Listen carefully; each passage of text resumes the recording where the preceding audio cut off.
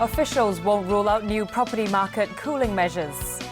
Wen Jiabao and relatives reject hidden wealth claims made in a U.S. report. And the U.S. East Coast braces for a superstorm.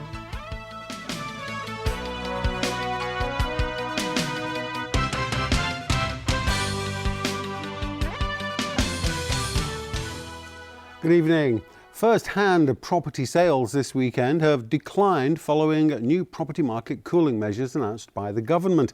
Officials say this is all expected and they've not ruled out further measures if needed. Ng Hang reports. Senior government officials today continue to defend new property market cooling measures announced last Friday. Under the new arrangement, non-permanent residents of Hong Kong and all corporate buyers have to pay a new 15% buyer stamp duty on home purchases. And all residential properties that change hands within 3 years of the transactions will incur a higher special stamp duty rate than before.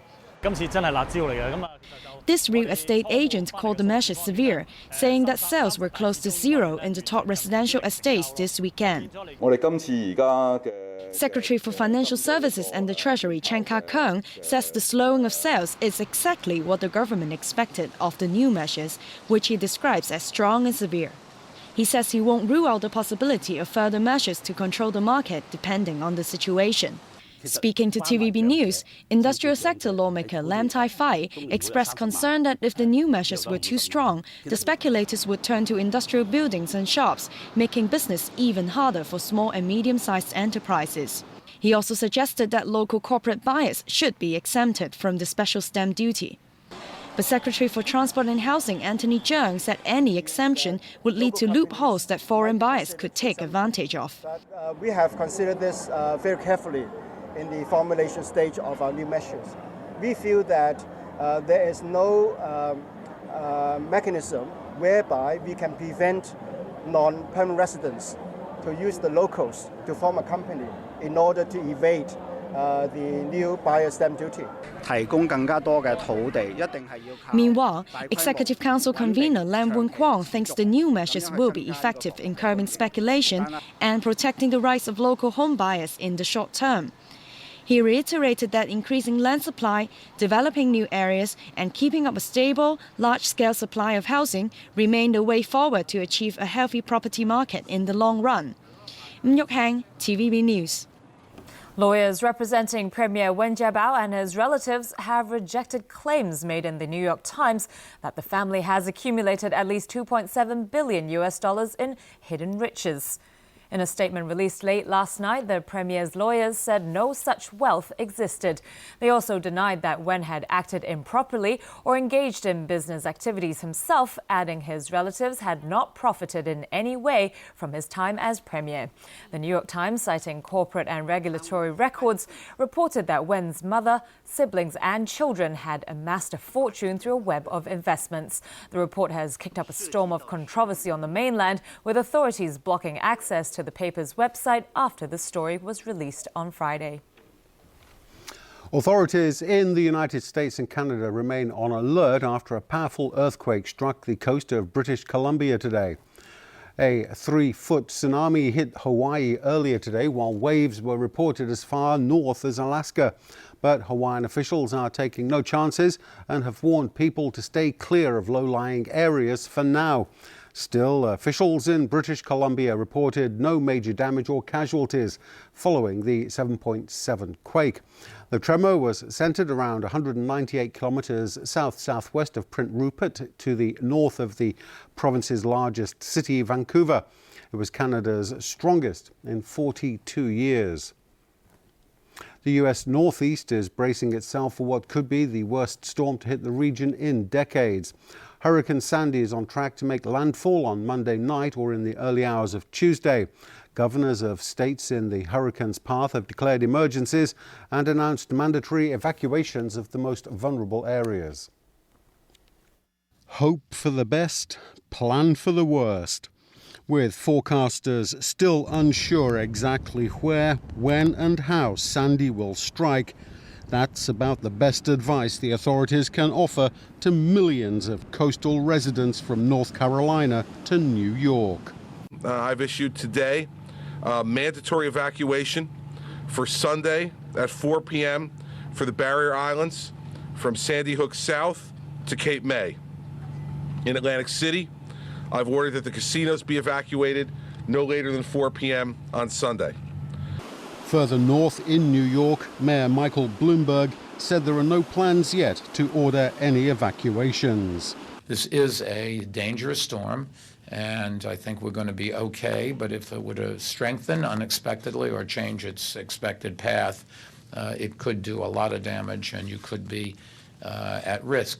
Along the coast, worried residents have been boarding up windows and stocking up on essential supplies. With fears that power supplies could be knocked out for up to a week, many have also been queuing up to buy generators.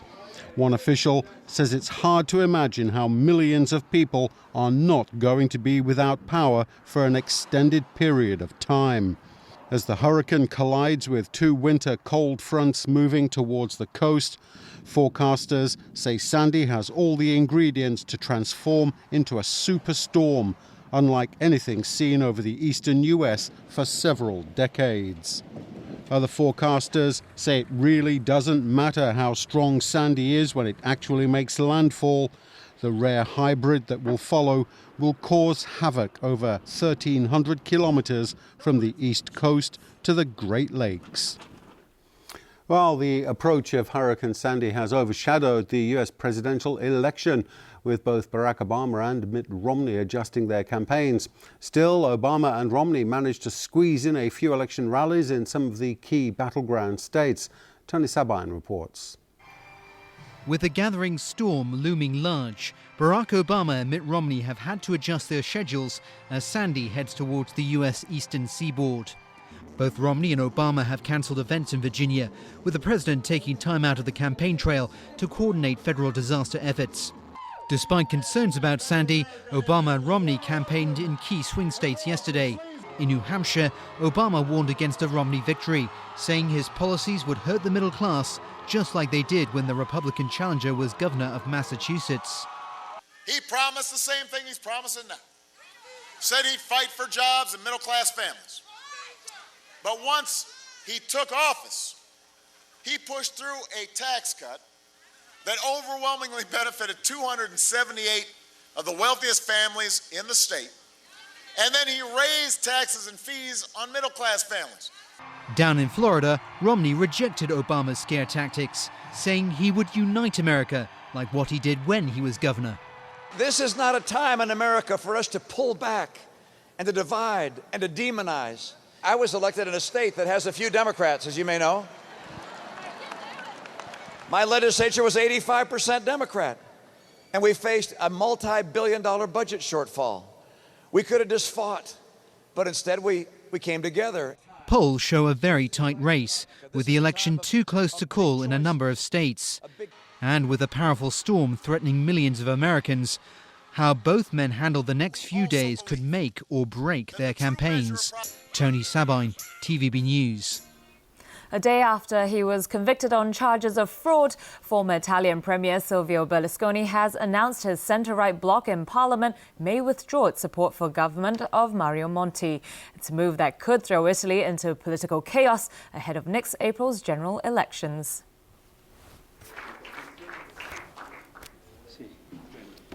At a press conference yesterday, the controversial Italian leader suggested he may not be leaving frontline politics after all, but denied suggestions he was seeking the premiership. Before his conviction by Rome court on Friday, Berlusconi had announced he would not be contesting next spring's election. In a 15-minute speech, 76-year-old Berlusconi attacked the economic policies of the technocrat Monti. He also announced what sounded like a political platform to undo many of Monti's reforms. While his conviction bars him from public office, it doesn't become effective until two levels of appeals have been heard, and that's a process that could take years. Indonesian police say they've foiled a terrorism plot which could have seen militants attack the US Embassy in Jakarta and a shopping mall near the Australian Embassy in the capital. Authorities say the U.S. consulate in Surabaya was also targeted. Police arrested 11 people and seized bomb-making equipment and one explosive device that had already been made. They were allegedly in possession of a new militant group called the Harakan Sunni for the Indonesian Society. The arrests on the island of Java are the latest in a nationwide crackdown against militants. And still ahead in the news. Renewed ethnic violence in Myanmar displaces 22,000 people. A protest against MTR fare hikes. And centenary celebrations of the cable car in Rio de Janeiro.